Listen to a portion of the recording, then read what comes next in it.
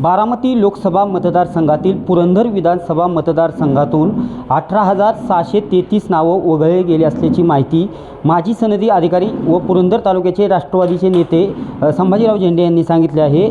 आपल्यासोबत बोलण्यासाठी संभाजीराव झेंडे आहेत। सर, काय सांगाल, नक्की काय प्रकारे यामुळं लोकसभेला 18,733 नावांना मतदान करण्यापासून वंचित राहावे लागले आहे का? खऱ्या अर्थानं 7 मेला ज्या वेळेला मतदानाची प्रक्रिया सुरू होते त्यावेळेला राजकीय पक्षाचे सगळ्याच राजकीय पक्षाचे प्रतिनिधी वेगवेगळ्या मतदान केंद्रावर जात असतात।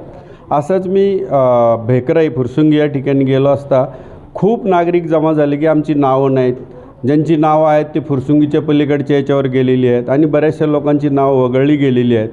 असं 2-3 ठिकाणी व्हिजिट करताना आढळल्यावर मी असं ठरवलं की ह्याचा संपूर्णच एकदा अभ्यास करूया। त्याच ठिकाणाहून जिल्हाधिकारी महोदयांशी बोललो की असं खूप मोठ्या प्रमाणावरती झालेलं आहे। मग त्यांना दुसऱ्याच दिवशी प्राथमिक पत्र मी दिलं की असं मोठ्या प्रमाणावर ह्या मतदारसंघात घडलं आहे। मग मी स्वतः 2019चा रोल आणि 2024चा रोल याचं कॉम्प्युटरवरती कंपॅरिझन केलं आणि 18,633 नावं आपल्याला अशी दिसून आली की जी 19च्या रोलमध्ये आहेत पण ह्या रोलमध्ये नाहीत। ओएसिस फर्टिलिटीच्या तज्ञांनी IVF उपचार पद्धतीद्वारे 1 लाखांहून अधिक जोडप्यांना मातृत्व प्राप्तीचा आनंद दिला आहे।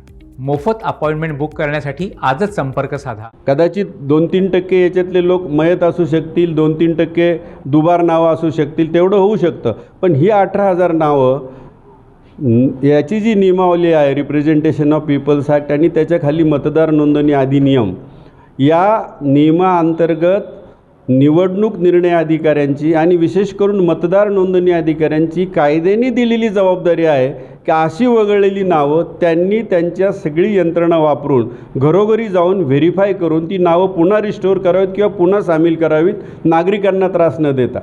एवढी सर, विधानसभेची निवडणूक 2 महिन्याच्या काळावरती आलेली आहे। ह्या लोकांना विधानसभेला आपला मतदानाचा हक्क बजावण्यासाठी ही नावं निवडणूक आयोगाने मतदान यादीत पुन्हा घ्यावी यासाठी कोणते प्रयत्न राहतील? आम्ही त्यांना ही यादीची प्रत म्हणजे ह्या लिस्टची प्रत आणि पत्र आणि नियमात असलेली तरतूद हे 3ही सोमवारी त्यांना देणार आहोत। राज्याचे मुख्य निवडणूक अधिकारी श्री चोकलिंगम साहेब यांनाही हे पत्र दिलं, ही यादी दिली आणि दूरध्वनीवरून त्यांच्याशी चर्चाही केलेली आहे। तीच प्रक्रिया या जिल्ह्याचे जिल्हाधिकारी श्री सुहास दिवसे साहेब आहेत, त्यांच्याशी मी बोलणार आहे, त्यांना हे पत्र आणि यादी देणार आहे आणि तीच प्रक्रिया प्रांताधिकारी आणि तहसीलदार यांनाही यादी आणि पत्र देणार आहे।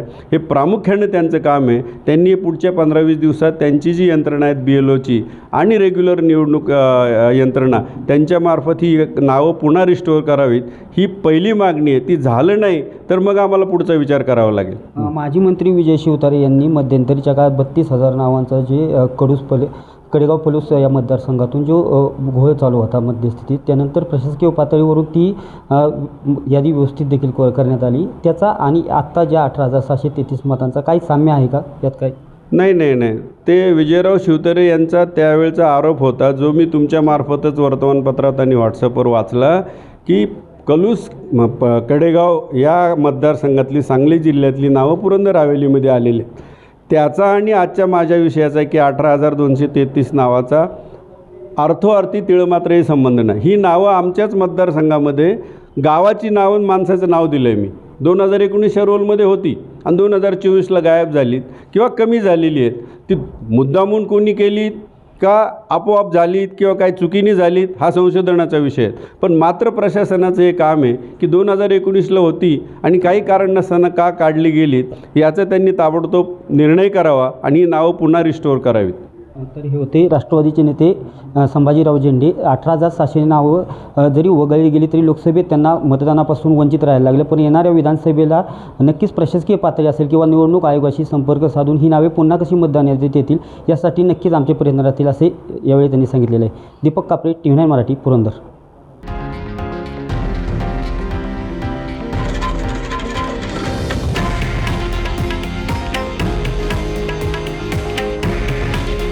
हे आहे देशातील नंबर 1 न्यूज नेटवर्क आणि आपण पाहत आहात TV9 मराठी। काळजी तुमची, हित महाराष्ट्राचं।